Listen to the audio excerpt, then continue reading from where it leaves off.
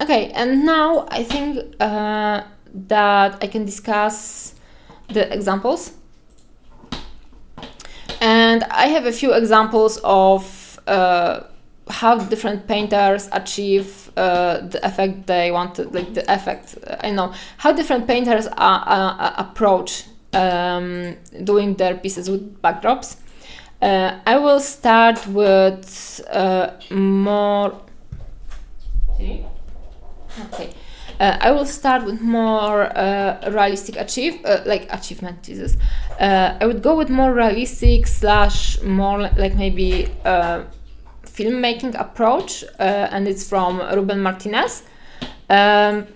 Ruben paints some of the box arts, but also he does commission work for he paints some of the box arts for this is Big Child Creatives, but also he's a commission painter. He's a very well-rounded painter, very much experienced, much wow. Very like someone I was looking up to, right? When I started painting. And here we have some of the examples of his paintings. So, for example, like the Urlik, I think this is the only one I didn't actually check the name for. So this is his submission for like Golden Demon, I suppose, years ago. Don't fact check me on that one, because this is something I remember and I'm not actually sure if it's right. So this is a custom sculpt that I'm sure of. This is custom sculpt of the guy from Warhammer, and I really like how the backdrop complements the whole composition, because it shows the ambience, it shows it adds, it serves as a very nice backdrop for the miniature, and also you have like this color sandwich. Over here, you can see that this guy is painted in warmer colors and he has a red cape, but then Ruben is showing the wintry atmosphere / ice, stuff like that. So we have red over here and we have warm colors which are contrasting the blues, which are the colors of the winter.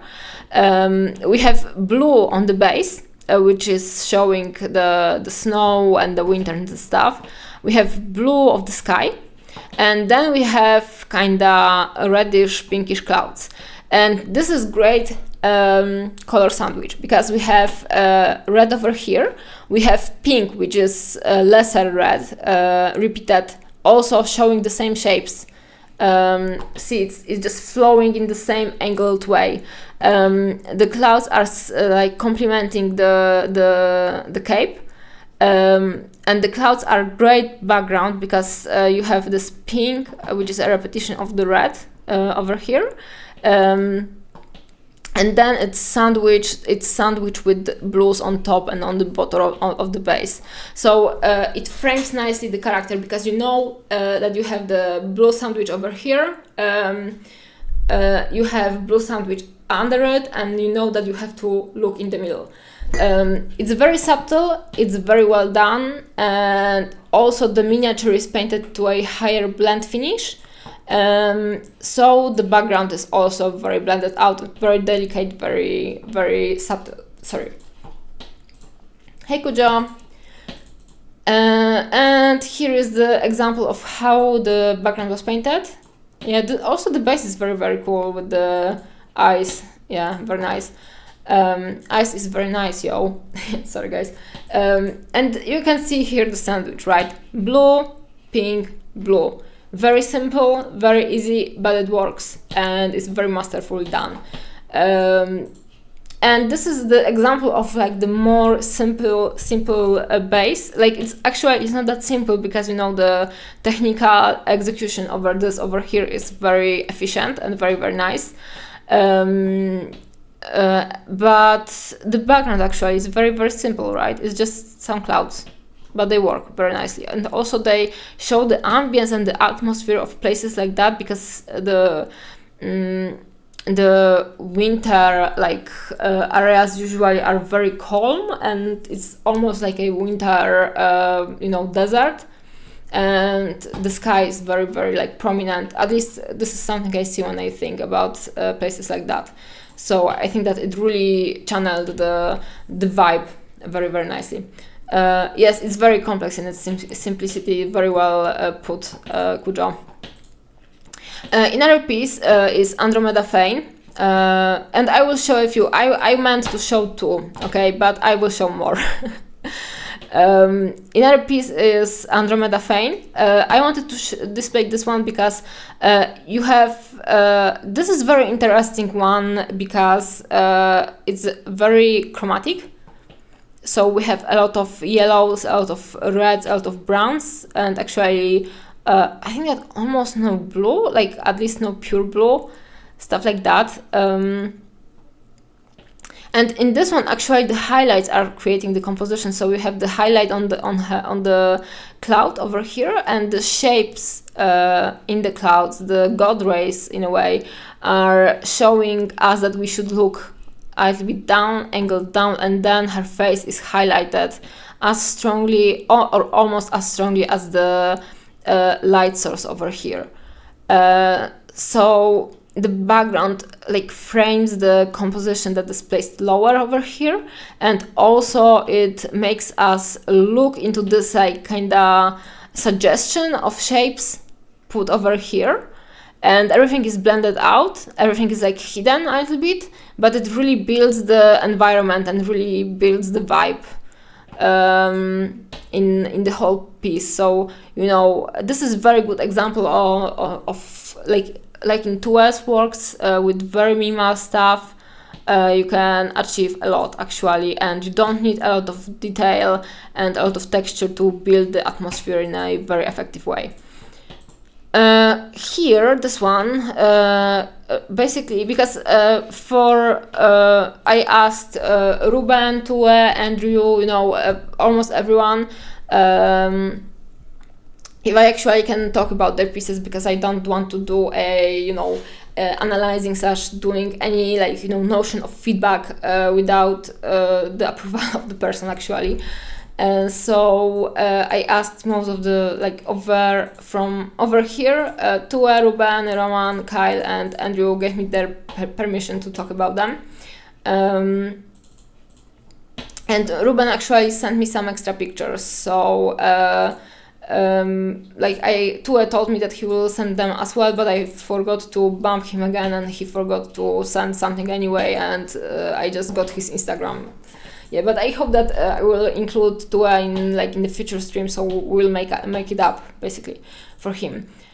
This is the Katsumi, I think, right? Katsumi Sword of Dawn piece. This is actually unfinished version because it doesn't have the base. I will try to find it on the Instagram. And very different from the guy you shared. Yeah, but the guy he's just painting differently, And Katsumi, you can see over here. I will maybe try to find her. Okay, and I started with talking about Ruben, and I have his Instagram to share it with you guys. So I'm sharing Ruben Instagram right now. Check him out. Go subscribe, click likes. Comment on his stuff that he's great and that you like it, if you like it. I could trap Tue with Legos. I didn't know that actually. But he said that he is willing to come to my stream, so I think that I will do a discussion stream with him someday in March. Okay guys, where is this Katsumi girl? I missed her, right? Katsumi, please appear. This is Katsumi. Okay, so Katsumi, you can see that the foreground. Do we have angled? Okay, so this is as angled as we can go over here, and you can see that the cell of the fire kind of works over here. So it's building over here, and then it jumps more to the base, and actually the character is lit with the same light source that is represented on the background. You have a little bit of detail over here. It's not overpowering, and I think that it was blended out with an airbrush as well. And then we have some of the smoke and the birds, which are blended out as well. And the whole atmosphere, everything really sells the, you know, the vibe of the events over here. Ruben is one of those painters that I think so good I almost don't notice how good his painting is. Yeah, maybe you just know that Ruben is there, right? This is sometimes we are sometimes like that with our moms. Our moms are great; they are usually awesome, but we don't always see it, and we sometimes have to think deeper to appreciate them. So Ruben is like our mom, the dad of painting. Yeah, at least like I hope that I'm not offending Ruben by saying that. Just throw them on the floor and say, okay, that may, but you know, he's alright, because I thought that Kuzhou, you meant that I can trap Tue with Lego because he likes Lego, but it's because Tue is always walking on bare feet, basically.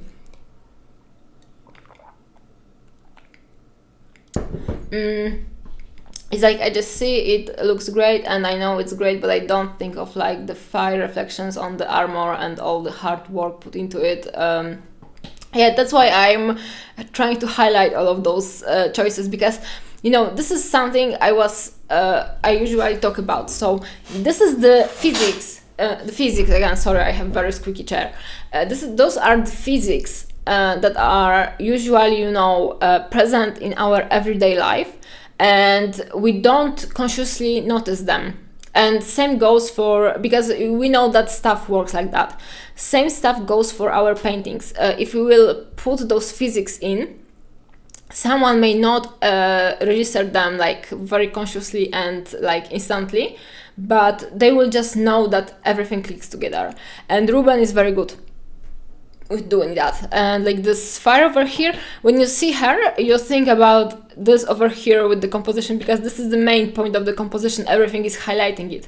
Even the shape of this this cloud over here, it's creating like this C shape that's framing her face. And then you have this red OSL, because the fire is red, so we have red fire. And her armor is also red, but it's called red. But the reds just are joining together in this blob of redness over here, and you don't register all of the detail over there. But you can actually, when you will look like deeper over there, you can notice it. So this is very clever, very well done.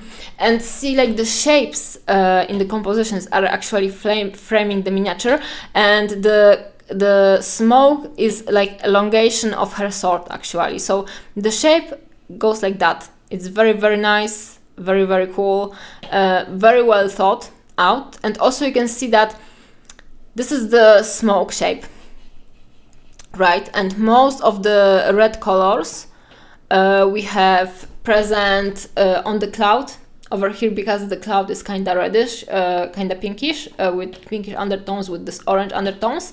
We have red armor with red flames over here. Then we have red, I don't know, flags. And most of the red on this composition is closed in this section over here. Let me cut it out. New, create, AI, much technology, very Photoshop. So most of the reds are hidden over here actually. Here. And then we have white sky. And the very reddish skin tone is over here. So he created like this negative space, and he put one last reddish detail on the white and black, you know, but the hair is neutral, the color is neutral. He put the last reddish detail on white background, and it really makes it stand out. So, and also we have white background with very graphic black hair, so high contrast, very strong geometry, because the hair are very like geometric, they are very like strong feature. And then we have red face over here, so it's very like, I don't know, it's brilliant in its simplicity. So this is a great example that you don't really have to overthink something, and you don't really have to play like a 5D chess. Just do simple stuff, very well thought out, and try to be consistent and show the physics, and you will be successful. It's subtly, I think, very technical things done, but in a subtle way, so it doesn't stand out. Even reds in the shadows on the black hair. Yeah, exactly. It's very opposite from my painting. I know you can practice more and try to paint like Ruben. Also, I really like to think about the stuff, so when I look at some interesting paintings, I just try to find the shapes and the ideas that were put into the painting, and then understand them. And this is how I actually analyze the stuff I'm looking at. I see something nice and I start thinking then, what was the line of thoughts for the painter, what he wanted to do and what he wanted to, or she wanted to achieve. So yeah, something like that. This is very simple, yet very brilliant, and you don't have that many colors actually, because most of the colors we have over here are like this kind of reds, warmer reds, warmer oranges, stuff like that. So we have this, we have very neutral, it's not orange, it's yellowish sky. A little bit of blue, but it's very slight blue. Then we have bluish color in the hair, like not the shadow but in the base hair, but it's very desaturated blue, so it's kind of complementing the reds but in very subtle way. Then you have a little bit of like yellow greens. It looks green, but it's actually not that green, as you can notice over here. And then you have like the same colors but brighter, repeated in the golds. See, I think that this is the most green color, but it reads more green in the painting because it's of the relation of the colors. So yeah, very simple color composition actually. You go through, I don't know, actually reds, oranges are contrasting with very desaturated blues, and red and oranges are the strongest. And then you have just the contrast between the sky and the head, and it just works. It's brilliant, it's very simple. Yeah. To the next example, the way it ties together with the shape of the figure is great. Yes, lots of background are just random.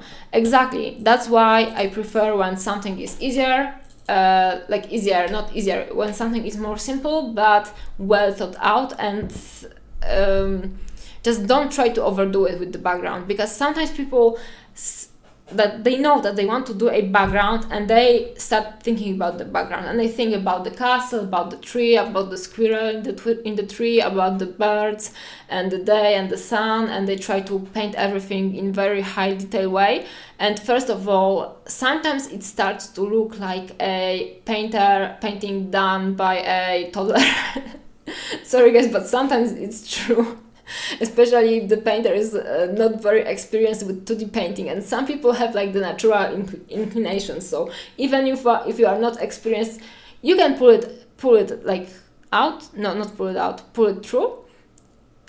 Someone needs to inform me how it goes, like how this particular saying goes, because I never know how to go with it. And some people just cannot do it like forever, and they do the squibbles, right? And it's just it's a nice attempt, but it's too detailed and it doesn't match the painting and the blending and the level of finish they placed on their miniature, and you end up looking at the the tree instead of the character that is more important than the tree, like somewhere in the background, you know. So don't try to overdo it. Yeah. And pull it off. I think that pull it off, right? Is it right? Yeah. So I don't want to sound like an asshole, right? If you want to paint a tree on the background, do it, have fun with it, but it may not work perfectly if it's too detailed. So try to paint the tree. If you're happy with the tree, then okay, it's fine. But if you maybe won't like it like 300%, then in the next project try to paint the same tree but more blurred out, basically, or less detail, or try to think about the shape of the tree actually. Maybe make a tree smaller. That usually works as well. Yeah. And this is the process. I just want to show it because Ruben sent it to me, and I think that it's nice to see how the process looked like. So slowly adding more and more detail and more color, then blending it out a little bit with the airbrush, blending it out more, adding like this, I don't know, J.J. Abrams lighting over here. Blending it out even more, adding a little bit of the, not a little bit, sorry, my monitor is very dirty. I didn't notice the birds over here. Adding all of the birds actually over here, and then this is the background actually. So you can see how much detail it had before, see?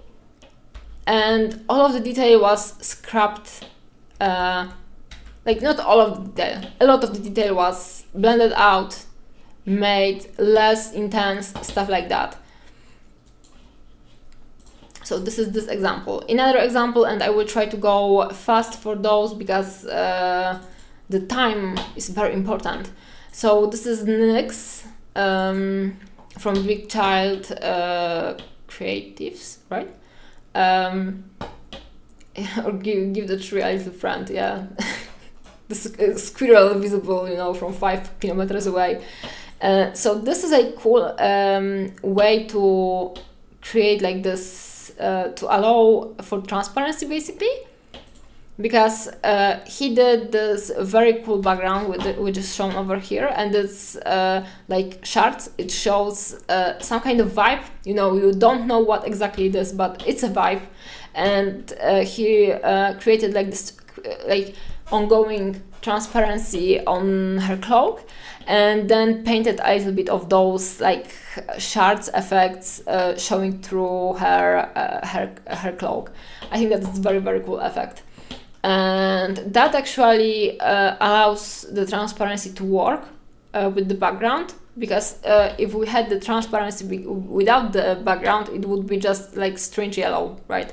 But sorry, right now you can see that she's kind of disappearing in a way, or like some of her parts are disappearing and letting the light go through her cloak or something like that. Oh, this is a cool model. I wonder how you could paint her. Yeah, I would paint her like differently, but I also think that actually adding a little bit of like tree or wooden backdrop could work for mine version. So I will have to see when or if I will get her. Yeah, the boxer was confusing because it didn't make the background visible, and I was so confused what he was doing with the cloak. Yeah, it works the best with the background because the background just complements her. I was also very interested why they didn't include the background, because it works really nice. I think that they just needed to maybe crop it down, and maybe it didn't do like complete sense. I don't know. Okay, and this I will do something I always wanted to do with those pictures. Give me a second, guys. I always appreciate when the people remember to add the picture with the hand, because it really nicely shows the scale of the model, stuff like that. And now, because I have the hand visible and I'm streaming, I can paint the nails. Sorry guys for being silly, but I really wanted to do it, and I will do like this little shape. very beautiful, very stylish. And then the manicure tip, beautiful, perfect. Do you like it? I cannot duplicate it. Okay, maybe this will make it more realistic.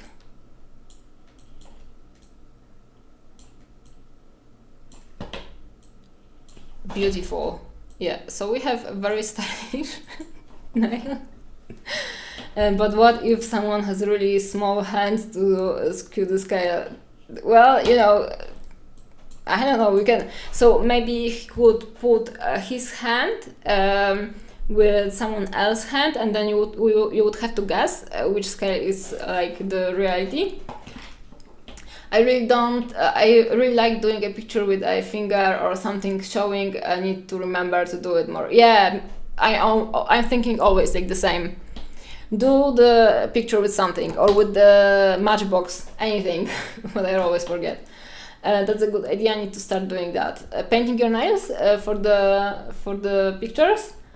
A beer bottle. Yeah, it may be. To me, this is basically the best example of nighttime moonlight scene.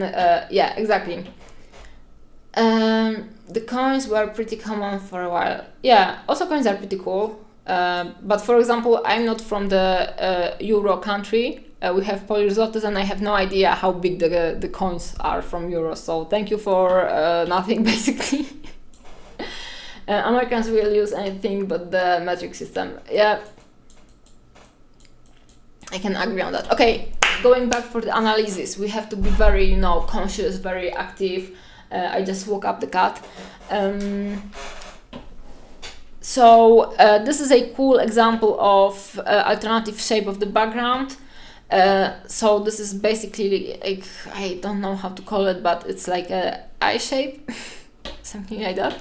And we have a moon over here, and everything else is filling the space, basically.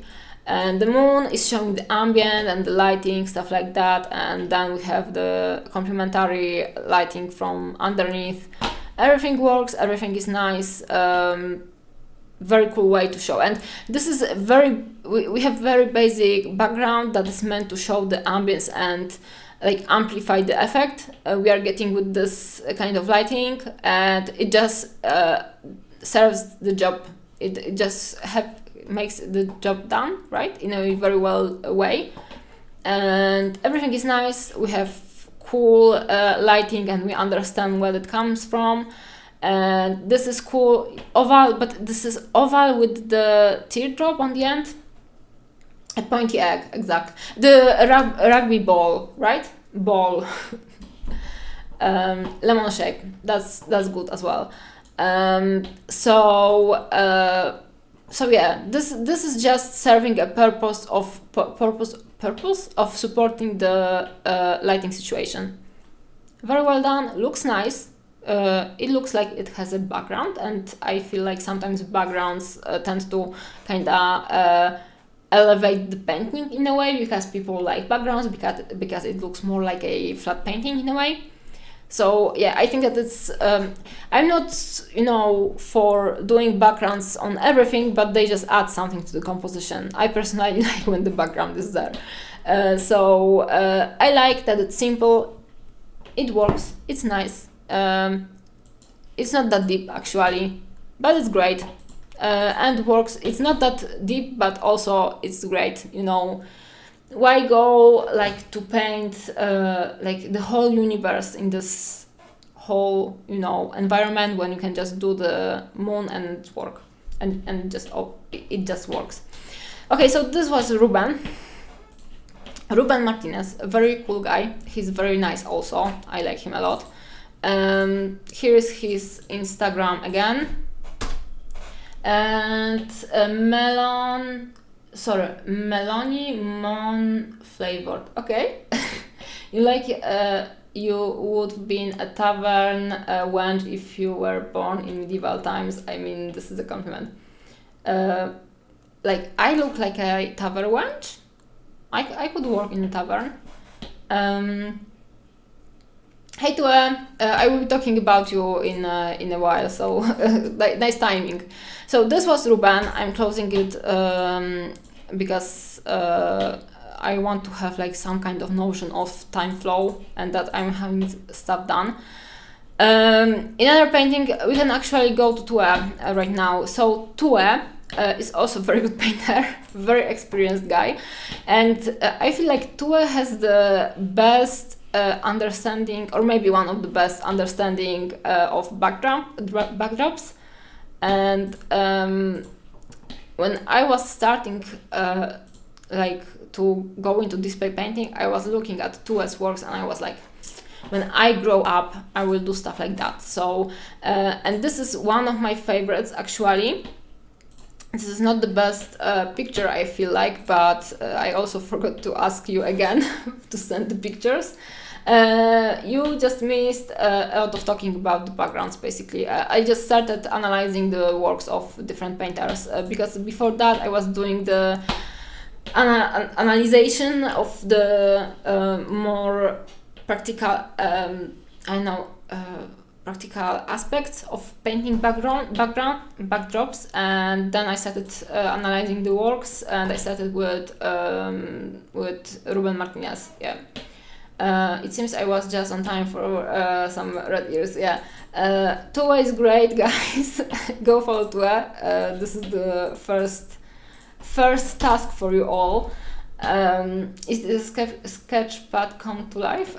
Yeah, this is a library, right? So this is one of the coolest dioramas in my opinion, because this is a walking library. I'm at my computer now, so if you'd like, I can send you some pictures now. Yeah, please do that. Please send them. I'm happy to include them. Like in particular this one, and then this one over here, and like the one from the I don't know. It's not shooting. It's like hunt. Yeah, this one from the hunt, and I got this one. I think I saved it, but this one could be cool as well. So I will start talking and then I will just try to save the pictures that Tue is supposed to send to me. I'm sending no on my Facebook, please. So yeah, this is one of my favorite pieces ever. And this is the library. I will show you better pictures in a second. And why I think that it's so nice and so brilliant. This is very cool because, you know, this is library and libraries are at least those physical ones, and this is definitely a physical library. They are based on paper, right? And the whole background for this piece is a paper, basically, you know, teared down or teared out, taken out of the sketchpad actually. So you can see that to a left, like those holes over here, and just started painting like those shapes and this whole of the construction of the environment over here with some of the flags visible on the background, and then basically everything and some of the characters are visible painted over here where the background is merged with the foreground, and then you have a repetition of the same characters, of the same flags in the characters actually. Okay, let me check if I got the message. 1 second. And so this is very, very clever. I like it a lot.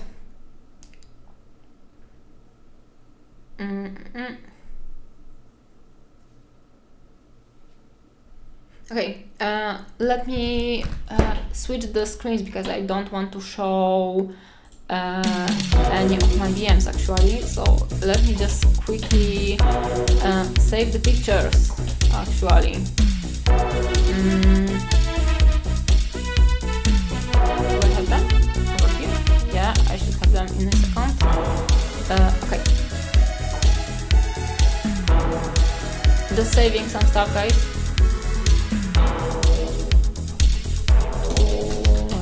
One. Oh my god.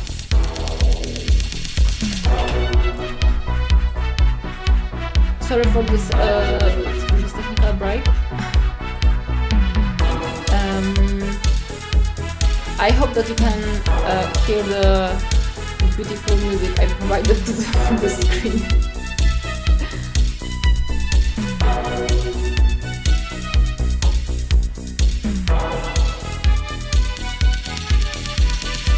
Oh, we have a work in progress picture. That's cool.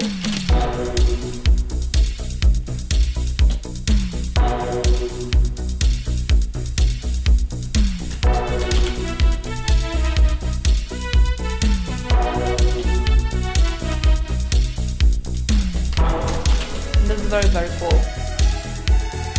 Okay, I'm almost done, guys.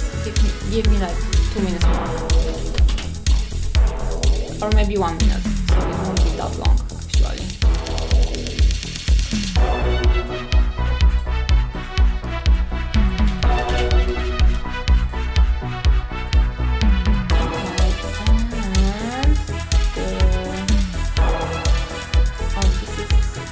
This is the duration of the background, I suppose. And now I need to generate.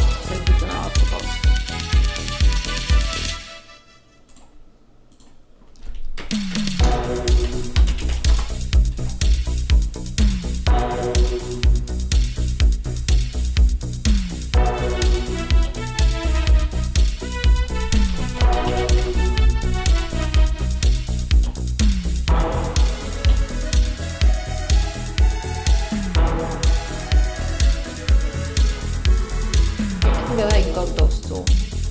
Okay, great. Coming back. Okay, I'm here.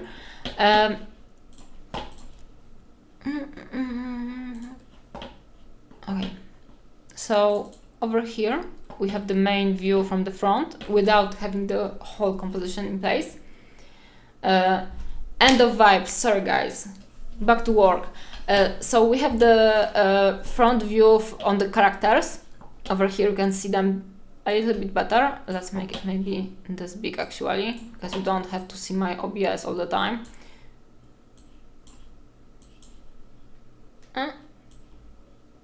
Cool. Now it's optimal, I think, or at least I hope so. I need to get another monitor for my streams to be more perfect.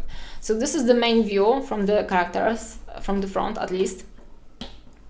And there is like this there are those cool shadows actually painted on the base, and that really like kind of enforces the idea that it's very graphic design.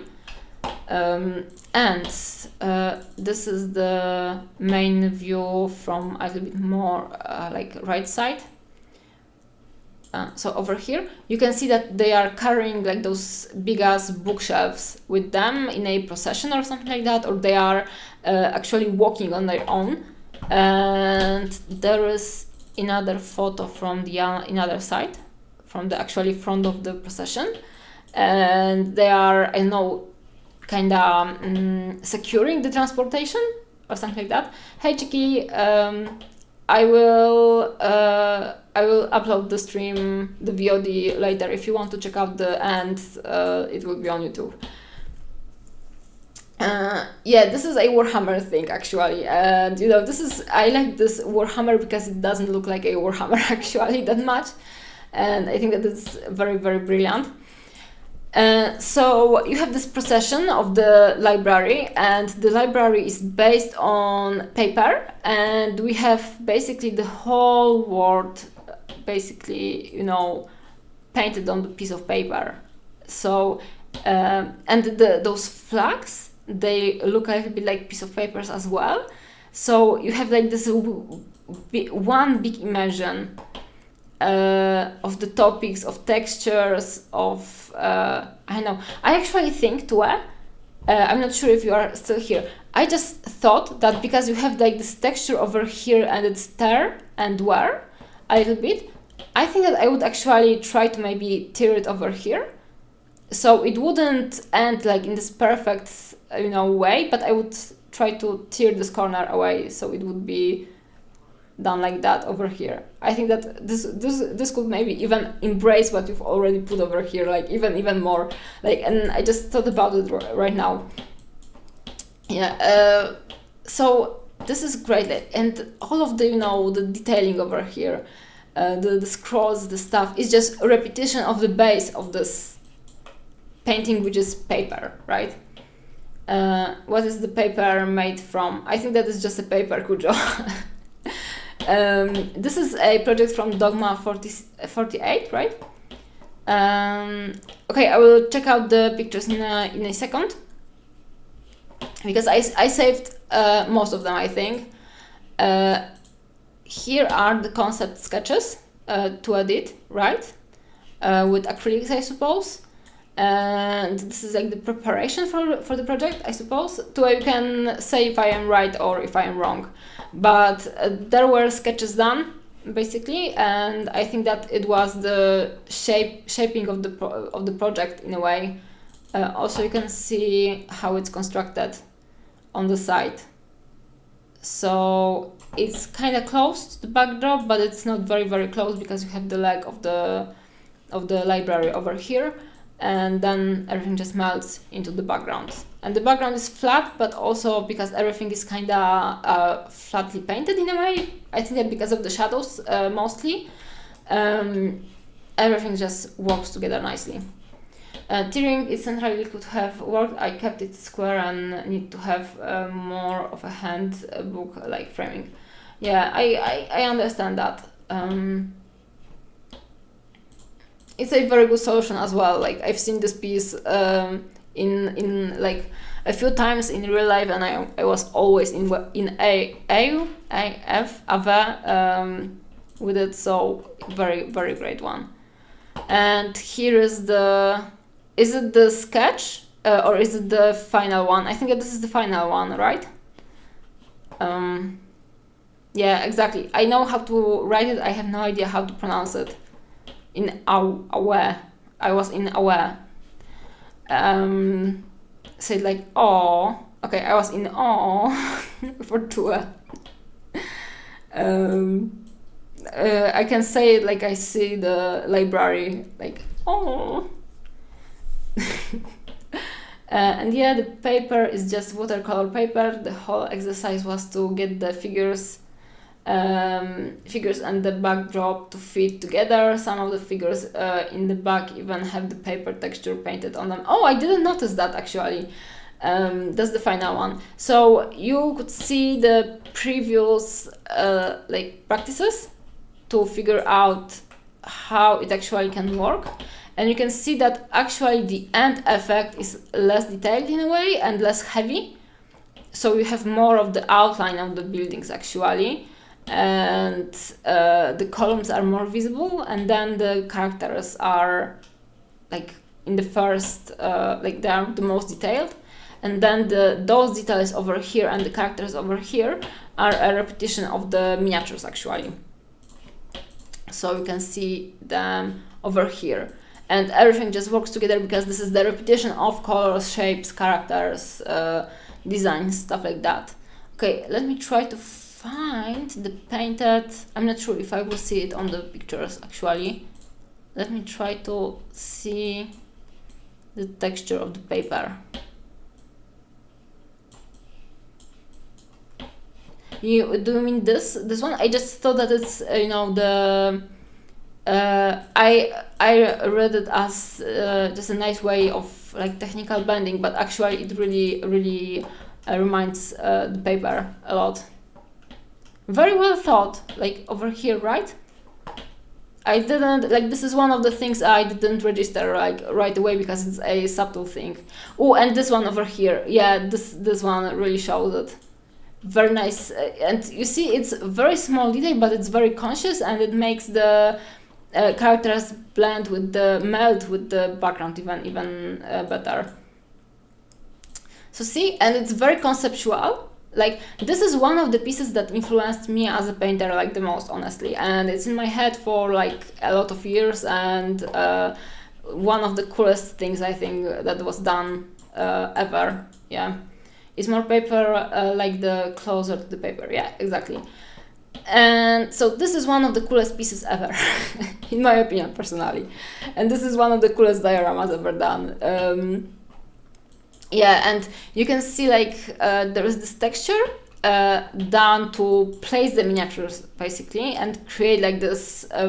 So you know we have horizontal and then we have vertical construction, and they are cutting together over here, and then everything melts again into the paper. And see, the colors are, everything is kind of desaturated. There are some of like more intense splashes of colors are actually red here and there, or I know a little bit over here, but most of the stuff is actually cream, and white as a highlight really makes it, you know, really makes the elements pop up. And here you have elements from the construction actually, I think, where Tue was just placing stuff together before the final, you know, end effect. And those are like those seals / flags. Again, very simple construction, but works great. Like it's very imaginative, just perfect. I don't know that I would want to paint that much white or white. Yeah, this is white. So I also changed the vanishing point in the backdrop from the test to the final to pull the focus more central. The painted on shadows are also drawn towards the middle of the composition, not from a consistent light. Oh, that's very interesting.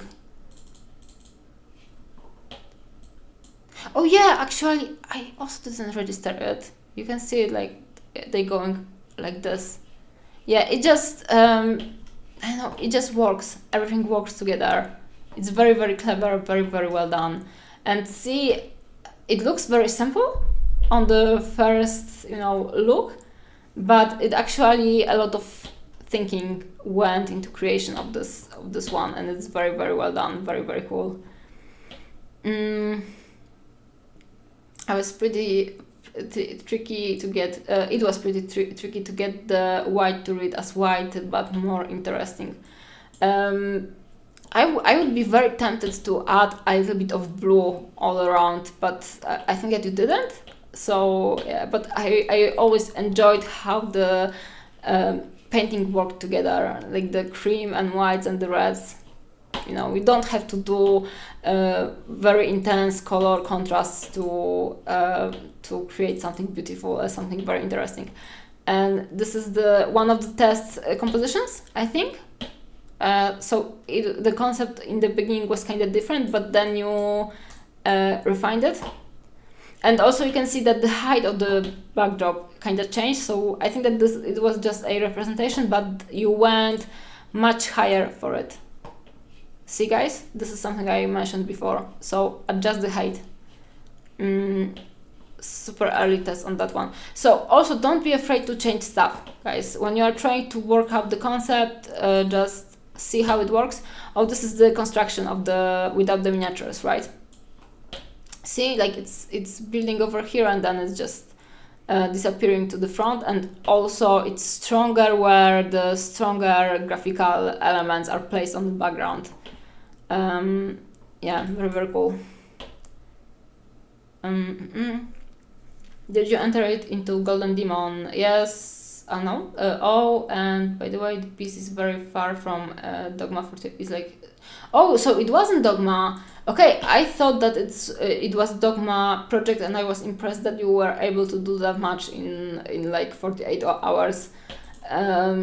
Okay, so that's actually good to know. I found about this one when I was researching Dogma 48 like years ago. I wasn't able to research much because you weren't placing any information on the internet actually.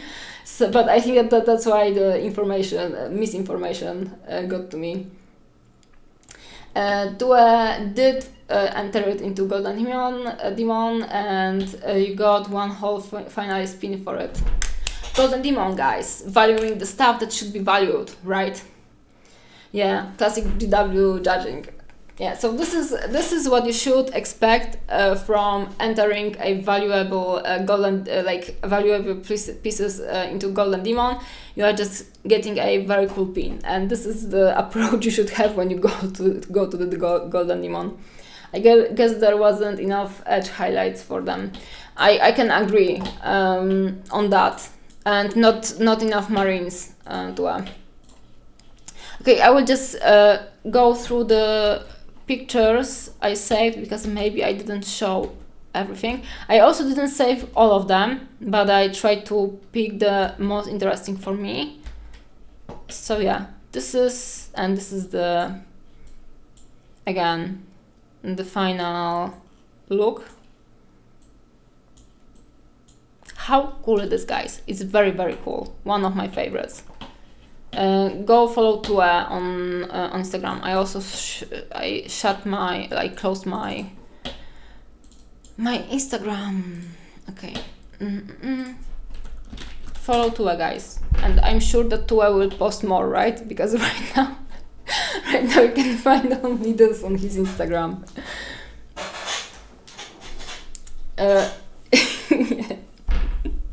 I'm not that good with posting on my Instagram either, so I shouldn't be the joker over here.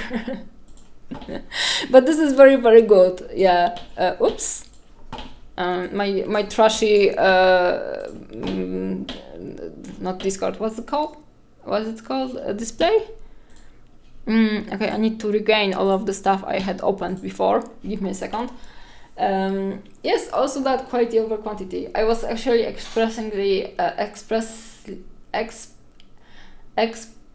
oh my god, sorry guys, reading not 404, reading not found.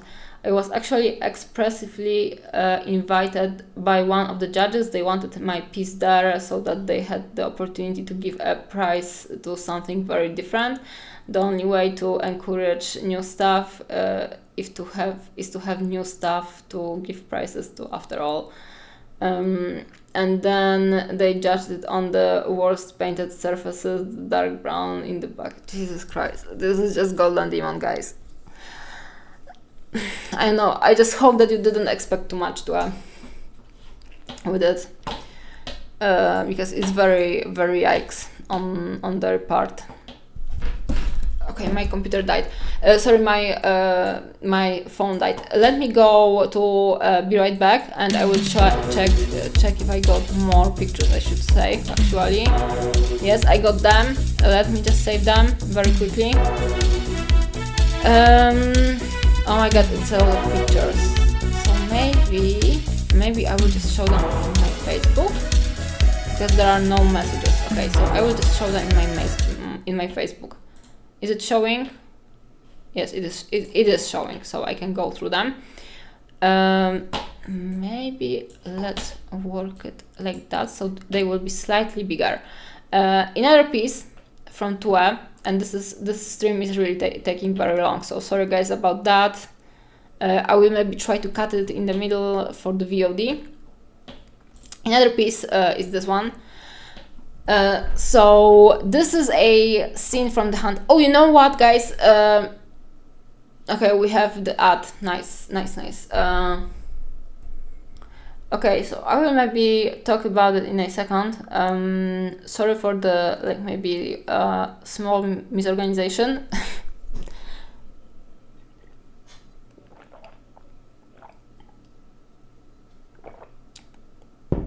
But I'm just trying to make stuff work. Yeah.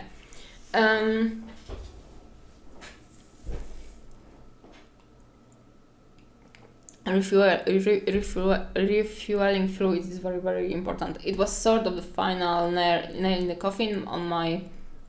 Okay, I'll read it in a second.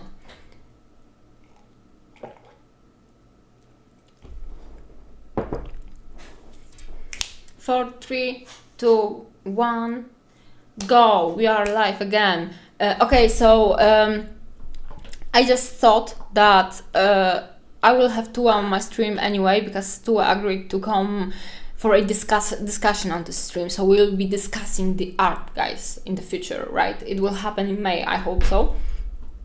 And so I will just maybe talk very shortly about this one, and then I will show more and discuss further like different TUE pieces or different pieces from TUE on the like dedicated stream, because it's already taking too long. This one, like this whole stream is just too long. So we will do it then, because TUE is a very good artist, and I think that he's a great inspiration. I will just shortly talk about this one as well, and I will read the message from TUE. It was sort of the final nail in the coffin, the GW scoring on my expectations for Golden Demon. I mean, I'm going again in October, but I'm bringing what I want to make, not paying any attention to what I think will place. I think that showing what you want to do and creating interesting stuff and putting in Golden Demon, maybe even if you won't win something, you may be the winner of the public hearts, basically. So the GW judges may be lame and ignorant and not award you with anything, but people will see and they will like it anyway. So you may lose in theory, but in practically, for example, this one, the library one, you didn't win anything with it, but you won my heart as a painter. So that's something for sure. And I'm thinking about this one like over and over again, like every once and again. This is one of my Roman empires, basically, the library piece. So this is one of the most precious things I've seen in miniature painting. And I don't care that it didn't win GW, Golden Demon. So yeah. I really like what you have cooking right now on that piece too, at least what I have seen this one. Okay, so this is I don't actually know the name for this one. Let's maybe read about it. A Big Game Hunt. The piece was created at Dogma 48 event at our local Chromonaut workshop.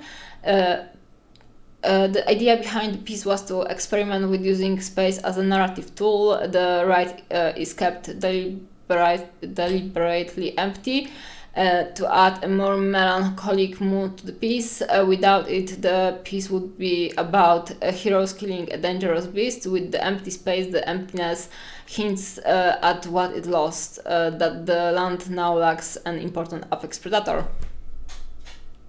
Guys, can you see it? I can definitely see it.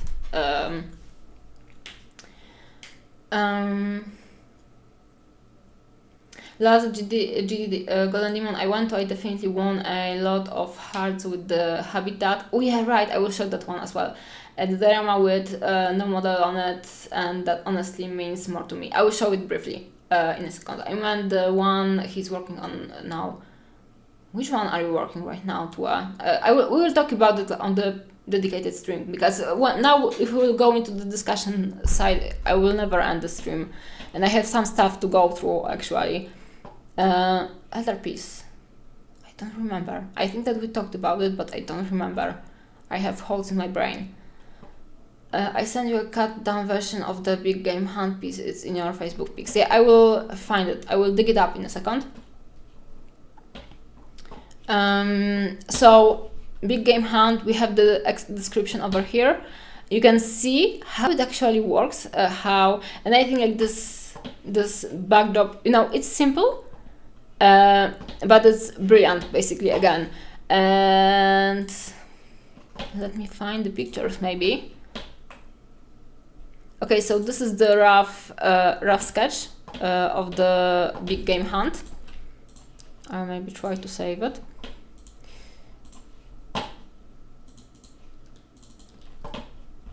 And see, we have a lot of empty space, some texture coming in over here, and then the actual miniature or miniatures built over here. So a lot of the area is very, very flat, very, very, just empty, right? No particular detail. So this is a great example of being aware of the amount of detail you are putting into your composition, and how you can actually balance it. See? And even without the extra figures, right now it would look, very, very interesting anyway, because just the composition works nicely. And the empty space between the trees is very saying a lot.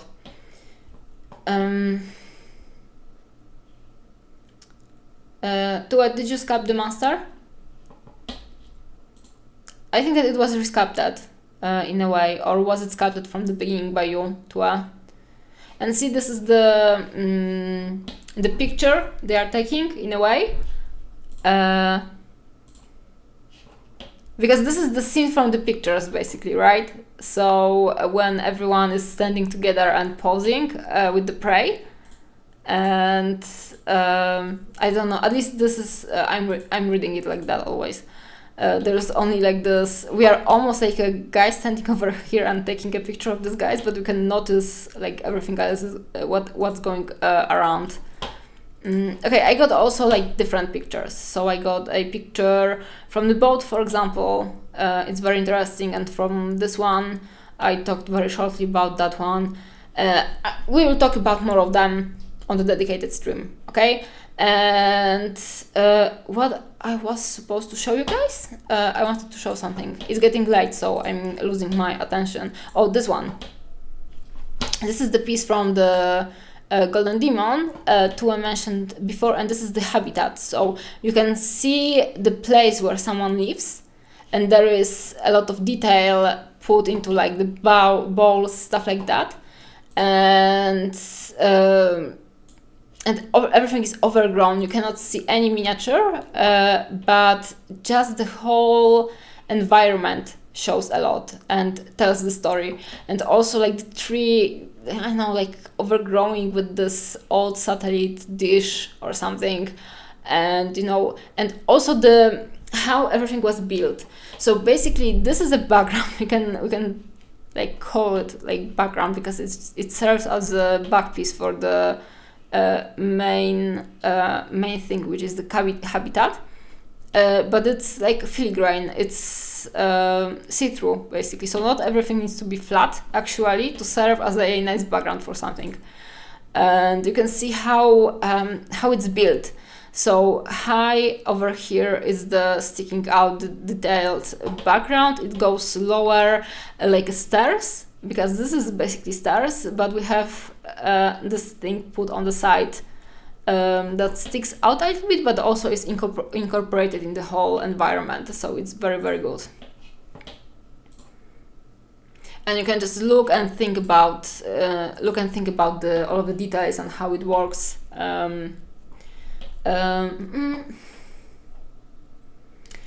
Tua sculpted the head, arms and legs are from an Alan C sculpt. The body and tail is sculpted to get the right look.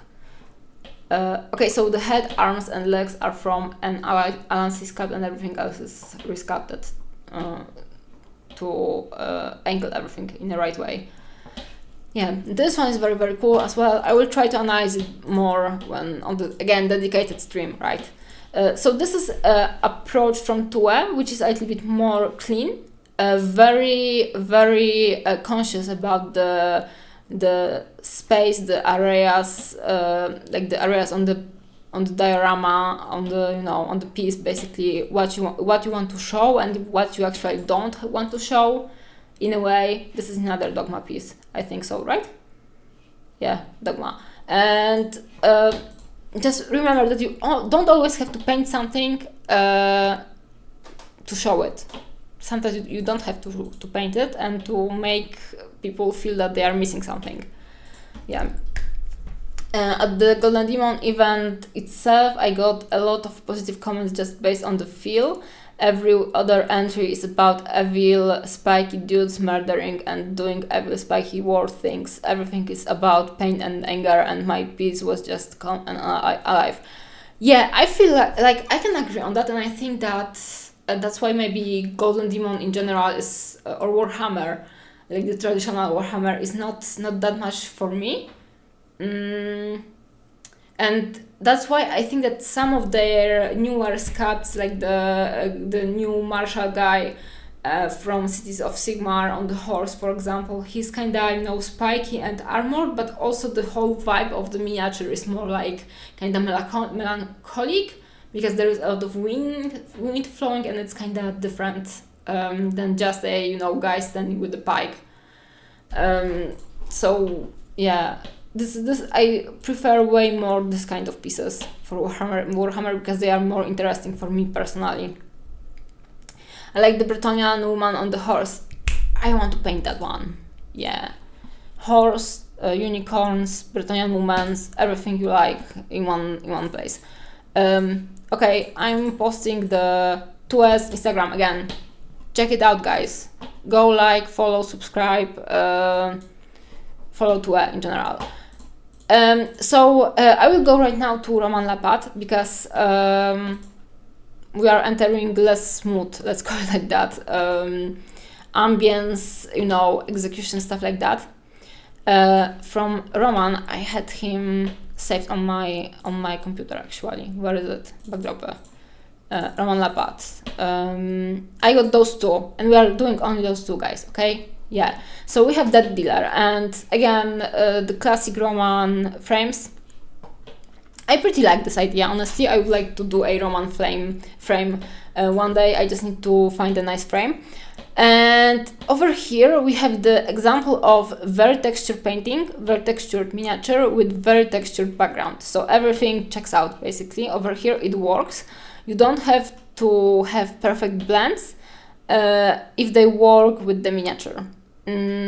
If we had perfectly blended miniature and this kind of textured background, the background may overtake the attention, at least intentionally. So you can do that, but just be aware how it may work. That maybe in the first place people will look at the background and not on the miniature.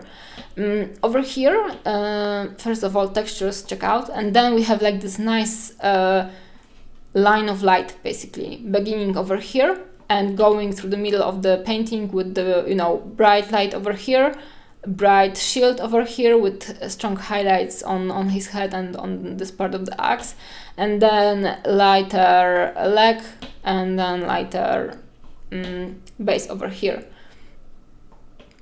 Roman 2S says that Roman is one of his idols. He's got such a cool and relaxed approach. If anything, I think he sometimes should keep things even less rendered.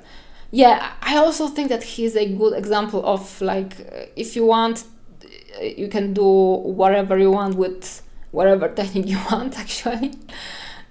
So sometimes his paintings sometimes looks like he was actually painting them with his fingers or something. So I don't know, they just look fun for me, and I really like and I appreciate his his input into the miniature painting, and he's one of my idols as well because he's just so creative, and he just channels the stuff he wants to show into his pieces. And you can see over here that the shapes are very interesting, and you start with this very dark, you have big black blob of base with this highlight directed to the rider, and then you have the kind of like this junky shapes over here, which are also black, and then we have those three birds going up in the direction of the sunlight, and they are like the repetition a little bit of this, those very broad brushstrokes visible on the horse. So this is one big play on the texture and repetition of shapes, and it just works great in my opinion. I wonder if the mane and the tail have some of the hair painted on the backdrop. Yeah, I wondered about that as well, honestly. And I think that they had did they had it? I can ask Roman about that. I was honestly I was thinking about it, but I'm not sure if I seen some kind of work in progress or I didn't. I know I just got in my head that they were partially painted on the background. I can ask Roman about that, and I will supplement the knowledge on the next stream. Yeah. My idea is that they have part of it painted on the background. Yeah. I don't know, it must have, like, for example, like this area over here, it must be painted on the background, in my opinion. I will ask about it. He's indeed sometimes painting with his fingers. It's also one of his teaching methods when people come to his place to learn and they are too nervous about performing well enough. He gets them to paint with the fingers to simply eliminate their ability to perform. This is a great idea. One of the best approaches for teaching people, I think. See, painted with the fingers. You can see over here. High five, Roman. So yeah, this is the one piece. Very quick analyzation. And this is another one where, again, like here you have more of the color coding, where everything is basically blue. There are some brown elements which contrast very nicely with blues again, and the marines are color coded with this intense green acid green or something like that. So you actually, if you will squirm your eyes and blur your vision, so basically very simple composition, which is like a triangle. And use of colors just makes everything more readable for the eye. Sorry. And you have very good build up of textures over here. Like, it makes you understand the environment very well. Here you have some kind of like dead, I don't know, marine or something. Some snow, chunky snow, icicles. Just very, I don't know, this is not the deep of the painting actually, because you can see that there are no like stronger highlights or no stronger blends, because they are not important. He didn't have to paint them to make a effective painting that is very expressive, basically. So yeah, again, being conscious about the shapes, the composition. Also, I like how the swords are placed, because they are like mimicking the triangle basically directions, something like that, and the composition is also a triangle, so just repeating the shapes in a way, in very loose way. And this guy also, like, he's directed outwards, but also this guy is directing outwards. Like, I'm not sure if my English is right now, because also I'm getting tired, but the whole composition creates a triangle, basically. I think that on the zoom you can see it even more. This guy is looking over there, because this is the, you know, the tip of the triangle. This guy is looking over here, because this is the tip of the triangle, and this guy is a triangle itself, basically. So, very clever composition. In reality, the painting is just supporting everything. And you don't really have to go overboard with the blending, stuff like that, because blending is boring, guys. You don't have to blend if you don't want to, actually. So do the pieces as textured as you want, if you really want to do them textured. If you want to, and again, I think that those textures really matches the energy over here, and it really makes it more edgy, more like energetic, you know, more directions, more shapes, lines, everything matters. And when Tue was painting, more blended out, but also I feel like Tue wasn't blending like everything perfectly, but it was more about like the watercolor finish. So the blend was channeling the finish and the atmosphere, stuff like that. And for Roman, the more energetic paintings are just like more shapes, more colors, right? And it just hits you, creates the vibe you really want to follow and get into, actually, with the painting. Okay, so we got Roman done, basically.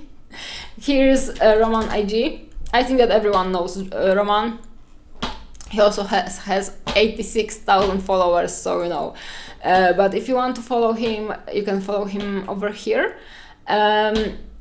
We have and Andrew, I always say Andy, but it's Andrew Wade, A Stroke of Luck. And his paintings, like the painting I chose for today, actually is very similar to Roman, but it has even more texture and even less build-up of the, you know, the whole texture on the actual base, but more basically supporting the shapes and stuff like that. And I would like to highlight also this one, because I didn't think that this is a background, but this is actually a background for a flat scene, and it's very comic-like because it's so, you know, it's very angled, but also because it's very angled, it shows the energy and the direction a lot. Also, you have the lettering over here, very cool. Yeah, it's fun. This is like the best description for it, right? And so yeah, this is one. I won't be talking about that one. You can read about it if you want. Go read about it. Here you have Andrew's Instagram, IG. The piece I wanted to discuss today, like over here, is this one because it's very interesting for me. I will be honest, at first I was thinking like, wow, such a cool piece, and then I noticed this child over here and I was like, what the fuck is going on over here? But I didn't understand the premise. So this is the playtime, so the guy is actually playing a marine, right? And this is meant to show the fun and the imagination, basically. At least I think so, because I didn't read about it. We can read about it. Imagining myself as a kid, imagining the world around me during a water fight. Exactly. Works. I think that it works pretty well. And you have the very, this is a very clever composition. And again, it's very strongly like color coded. I like to call it like that. So we have the blue area with stuff highlighted with the intense acid green, and some of the areas are in very strong pink, and actually this backdrop like embraces the composition of the usual 2D paintings, because it's basically a few of the marines put on a flat base. So with this kind of painting you can actually kind of use the let me open it in Photoshop, or you can use the traditional, you know, lines for painting on 2D. I'm not sure if it's this way, because sometimes you have like this Spira Mirabilis or whatever. I'm not that much into painting 2D, so you can like either it may work like this, something like that. I'm not sure if it's this, or when you are painting a flat background you can go with this and just put the most interesting elements of your composition on the crossing lines of this 9 squares. And you can see that we have this marine over here and those 2 marines over here, and then we have this blue basically going right that, like that. Yeah, so you can sometimes use this is actually very basic knowledge from like 2D painting, let's call it like that, and you can apply it to miniature painting in this way. Golden ratio, yeah, exactly. And usually this kind of composition doesn't work that well with 3D miniatures without the background in particular, because miniatures are like, they have their own composition, but it's not always created in this way, and also because they are not surrounded in a square, you cannot do the lines and just use the crossings. Also, when you will turn the miniature around, the lines aren't working anyway. So when you have the background, you can kinda not do the usual miniature painting composition thing, and you can use more of the 2D painting composition stuff, knowledge. And I think that it was definitely used over here, because we have like this blue blob over here, and All of the colder colors are placed over here with some of the magenta and oranges contrasting it. I think that the brightest orange is actually on his very little shirt, so it brings a lot of attention to the middle, and also there's a lot of yellow and greens, and so this is like the most like the place with the most combination of colors contrasting the blue.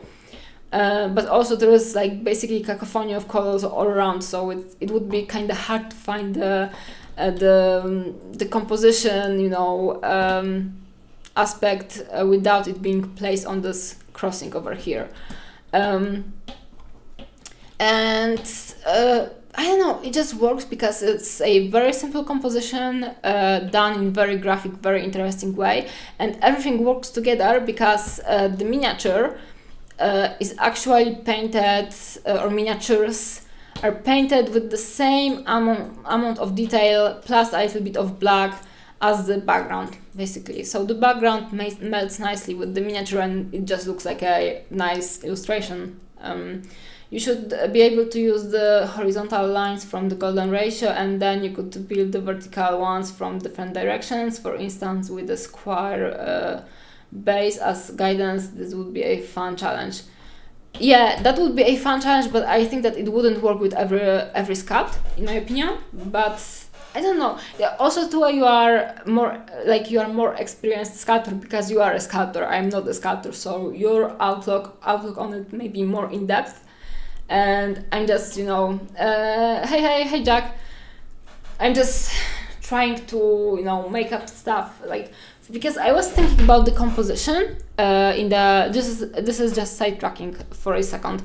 I was really trying to work out how to explain making composition in painting, and it's not that easy to make like a simple and easy to understand correlation between this kind of 2D composition and 3D. I think that for 3D the golden ratio works better than just the squares and lines. Yeah, but I think that it is usable, but I would need to find a good miniature, because also not every miniature is sculpted in a very conscious way when it comes to composition. So it may be tricky in a way. I'd probably have to sculpt a model specifically for this, maybe with 3 directions instead of 4, so they don't overlap. Yeah, I think so. But see, it would need to be a particular model, right? And I would be thinking about it in particular. And most of the sculpts on the market, and I don't want to bitch that much about that right now, but but this is also like the straight fact. Most of the sculptures on the market aren't sculpted with the painter in mind, because they are just sculpted to be a nice sculpt. Like, just is hard thing to do to make a good sculpt, right? But combine the good sculpt and being for the painter, it's sometimes, you know, harder thing to do, and not every sculptor is very focused on that. So you know, the conscious sculpting doesn't always go hand in hand with the general sculpting, I think, and sometimes you just want to do something and it doesn't have to be perfect always. So yeah. Okay, that was Andrew. I'm posting again a link to his Instagram.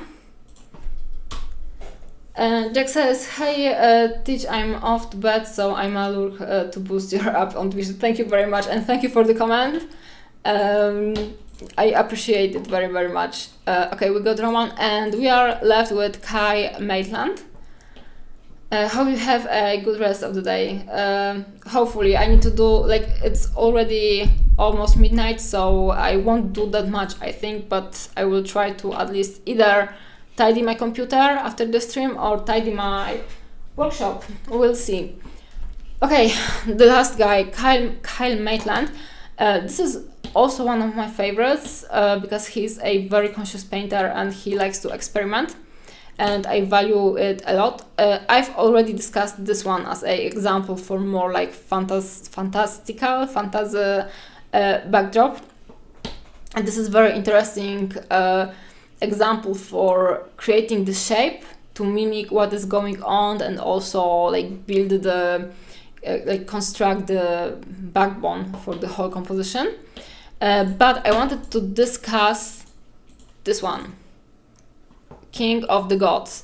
So this is more like even more conceptual painting in general, because you have a very graphical backdrop which doesn't have that much detail, except the lines, the graphical lines, and the texture going around. And then we have the miniature that is actually painted in just gray, neutral gray, and then the lightning, right?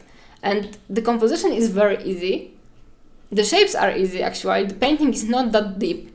See, it kind of looks like washed in some places even, or dry brushed a little bit.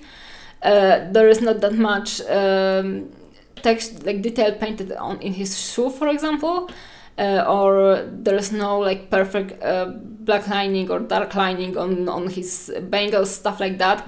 But it doesn't matter, because the composition is very interesting, the energy is there, the shapes are working together, and you get like this guy is a badass, he doesn't care, and it works just great. And you have only 3 colors over here, right? You have black, yellow, and white, and that's all you need.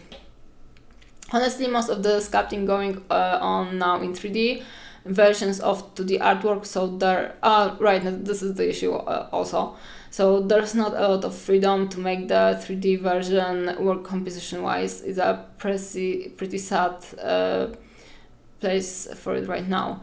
Yeah, I can agree on that. I don't want to pitch about it that much actually, but I can say that when I'm approaching creating my own line of miniatures, I'm trying to not base my designs on any kind of painting. I find that for some of the sculptors it's very hard to understand what's going on then, so I think that in the future I will do like partially projects based on the illustration and partially works of pure 3D, let's call it like that. But it's actually very hard to work on projects without having the artwork. And for me, the easiest right now were with the artworks on hand. Yeah, I would like to, I'm talking about it for at least 2 years already. I would like to learn how to sculpt myself, and then I would go like more consciously in all of the projects, and maybe I could do something more with the 3D in mind, because also it's very hard to sell the idea to someone of the composition and all of the different angles and stuff like that when it's in my head and when it's not in their head. So sometimes when I try to explain some stuff, I'm going like this evil prince from some kind of animation, like, oh no, I have to do everything myself. But actually, for more advanced projects, if someone is not coming up with the idea himself, it's really hard to translate the idea and to show it in a very good and effective way. I always think of any model that as its own start to whatever story I think of. Even models based on works, I still imagine them as their own original work for the premise of me coming up with an ideas. Yeah, I have the same approach to painting. I went out of my way to not have a moon in my hair of the moon. Yeah, that's very I appreciate it a lot actually. I would have big issue with not doing the moon, because I really like the moon as the symbolism, right? But I can appreciate that you actually pulled it off. Yeah. So going back to the King of the Gods, I didn't even have to discuss it for a long time, because the idea is simple, the execution is kind of simple. But again, to do a simple execution, you need to do the thinking first. So you need to understand what you want to do, to be, conscious with it.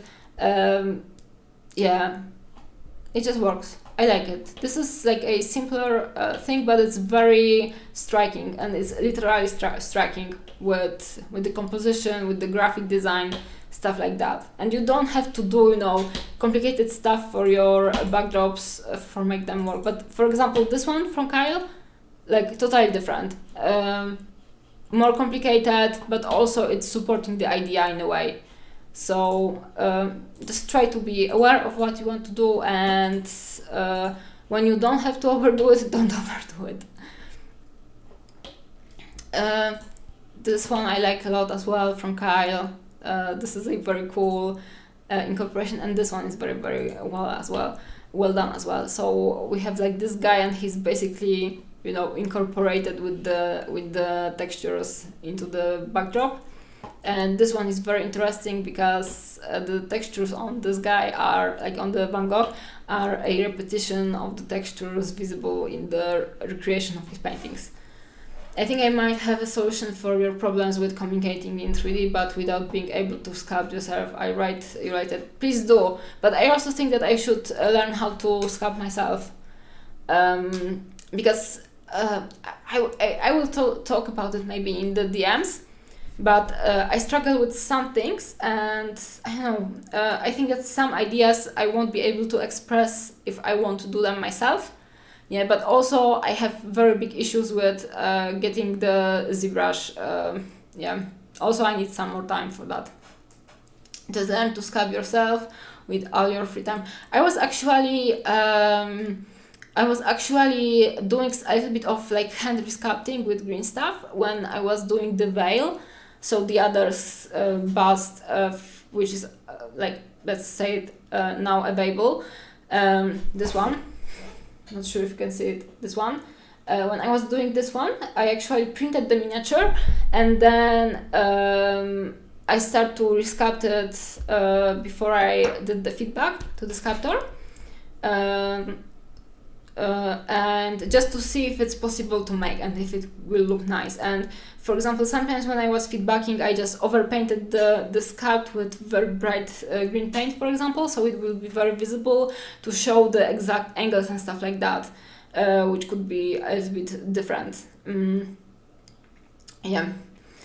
Okay, so this is the stuff about background. To sum it up, because it's almost midnight, so I will be finishing the stream. What we have to do, like, in my opinion, there are two aspects of painting the backgrounds. First of them is construction.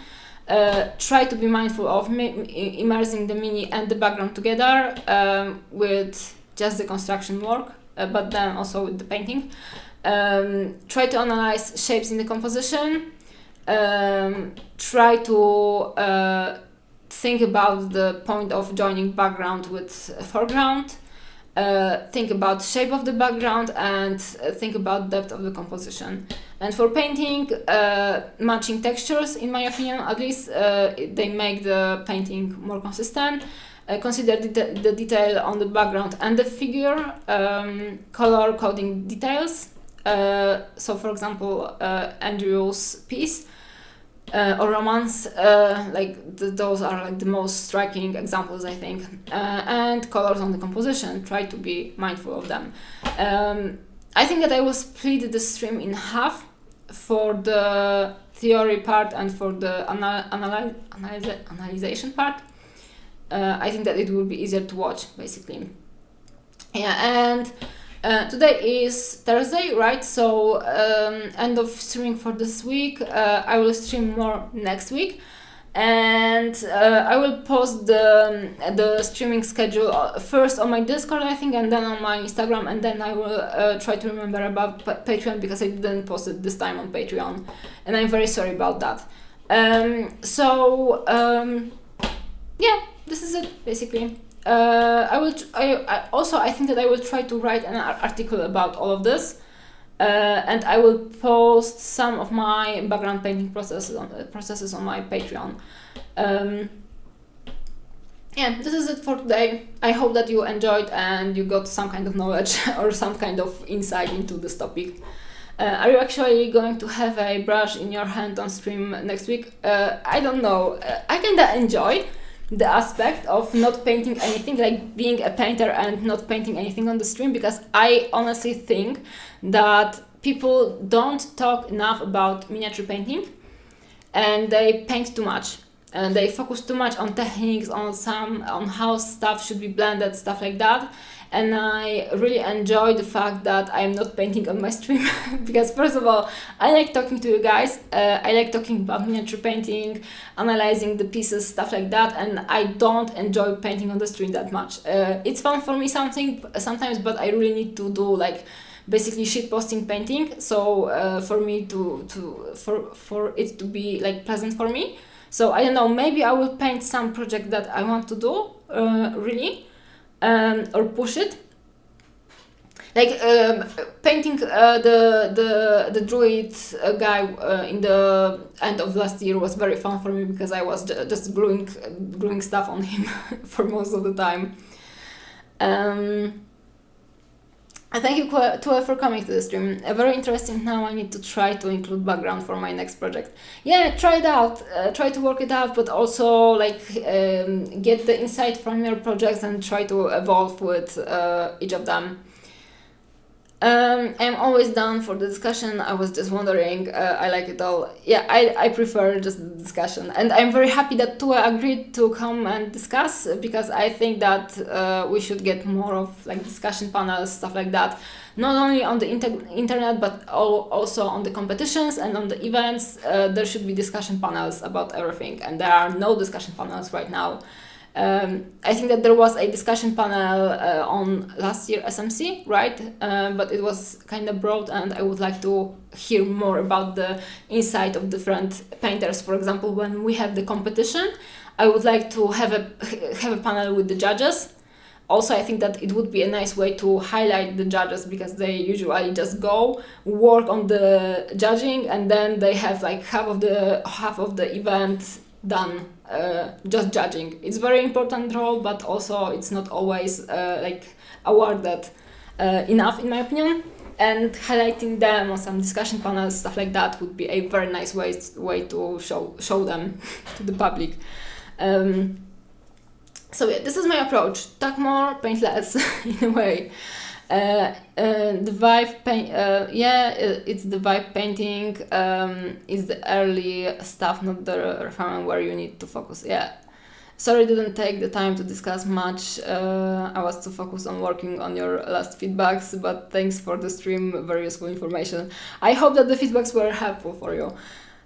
I hear some random people spend an hour fighting about figure painting on a panel last year. Absolute losers. Okay, that was actually a very, very cool panel, I have to admit. And seeing the reaction from the guys that were sitting in the public, watching the panel, it was very, very cool. And the questions they were asking, they were actually very insightful, and they made me believe more in the crowd, basically.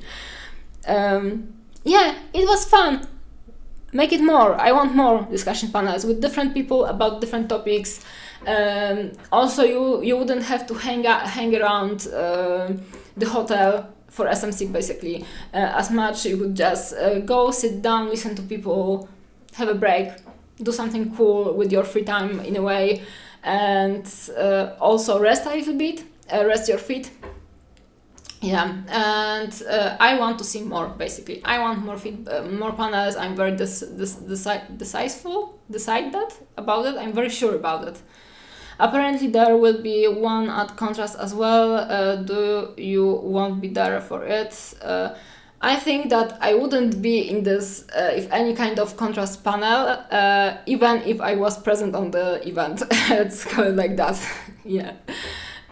Because I'm talking too much, basically, for the liking of some people. Yeah, so next streams coming in the next week. I hope that you will hang around. There will be a feedback stream for sure. I'm not sure which day of the week, and I will do at least 2 streams. I will try to do again 3, but honestly, I'm not sure if I can do it. If I can do 3 streams, in particular, if I want to spend some time with my boyfriend. Also, this is the problematic thing. Then Andy and Jesse are maybe starting to actually have discussions online, sort of like a podcast. At least they have a bit now. I missed it actually. Do they post it as a stream or as a podcast actually? Because I missed it on the internet. That's very, very cool, and I think that in general the Australian painters started more of the discussion with streaming their Crimson Brush judging panel. It was just during the NOS stream. I hope that they will start uploading it as a podcast, because that's very, very cool. Yeah. Okay, guys, I'm finishing the stream right now, okay? To save some energy and some stuff to talk about for the next week. Thank you guys for coming, and thank you guys for listening to everything. I will post the VOD of this stream on my YouTube channel, on my Discord, and on my Patreon as well. Maybe on my Facebook, I'm not sure. We will see. Yeah, thank you for coming, thank you for listening, and bye bye bye bye.